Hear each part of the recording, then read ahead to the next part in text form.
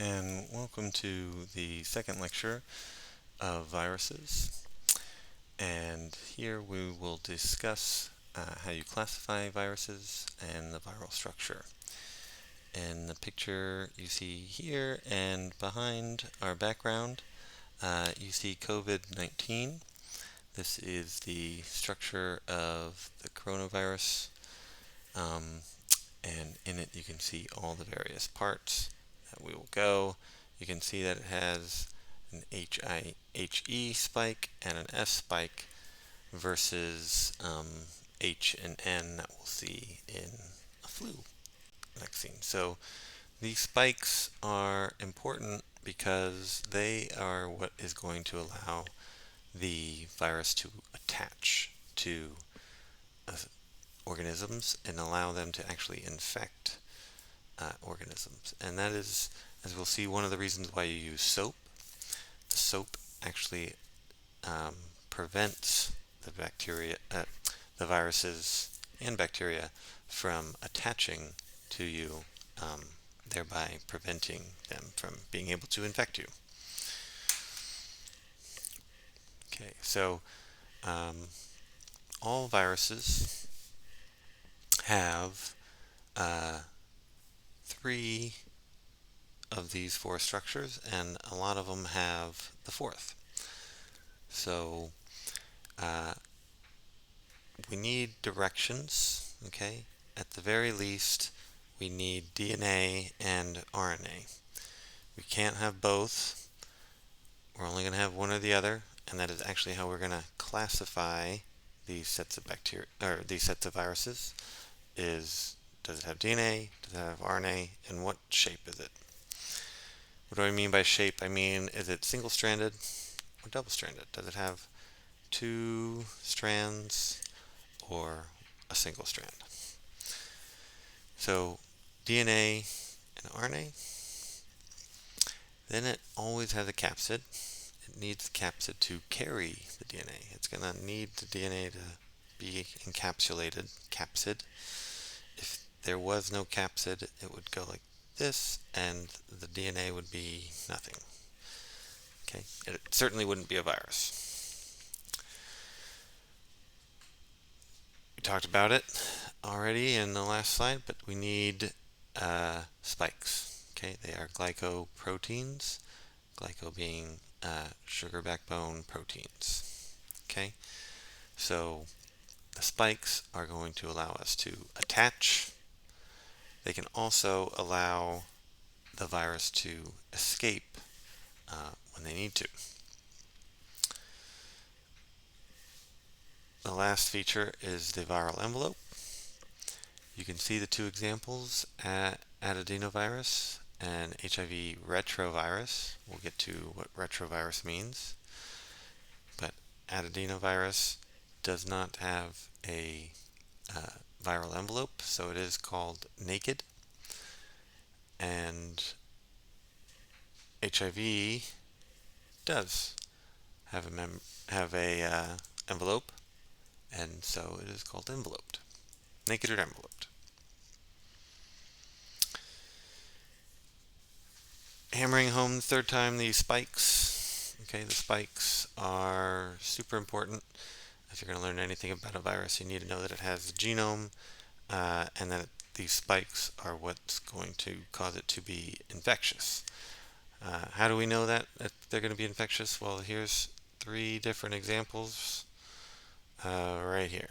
Okay, you got the Spanish flu at the turn of the century.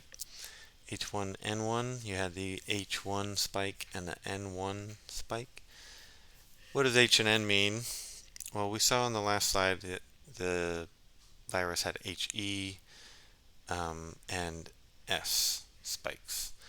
Well, adenovirus or influenza virus have hematogluten spikes and neuraminidase spikes, which allow it to attach and release as needed.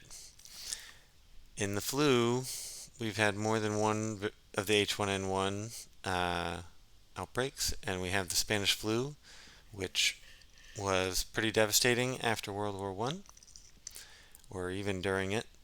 And we also had H2N2 pandemic and an H3N2 pandemic. So know that these spikes are how we talk about diseases sometimes even. That's how important they are. So we learned about spikes first, okay, because that's just how important it is. So uh, now we need to uh, house our DNA. So we have our attaching and our getting out handled. Let's have our housing. So we have to have a helical structure where it twirls around and makes like a tube, and you can see that in tobacco mosaic virus all the way over there. And you can see it in a icosahedral form, where it's like a nice big crystal. You can have a complex form as well. Complex just means it has more than one type of structure than just a single type of structure. And a good form of that is the bacteriophage, right? It's got the icosahedral top, helical stem, and then some protein feet. So a bacteriophage would be a complex virus. Virus families come in a name called Viridae, and their genus ends in virus. Names are going to be italicized when you talk about them, especially in your lab reports. You're going to want to have them italicized. And when you refer to the viral species, we also refer to them as uh, Pandoravirus dulcis or Pandoravirus salinus. That means sweet and salty. So the Pandoravirus that is sweet is probably not as virulent as the salty one. Okay.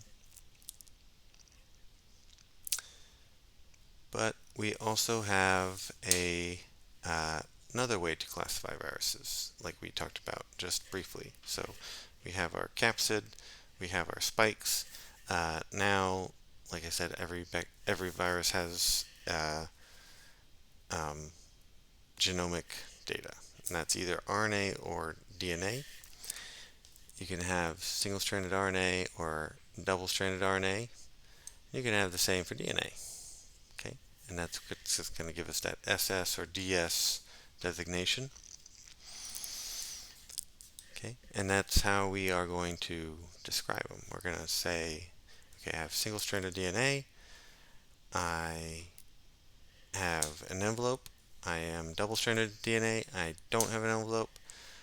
Okay, and if you have RNA, single-stranded RNA, your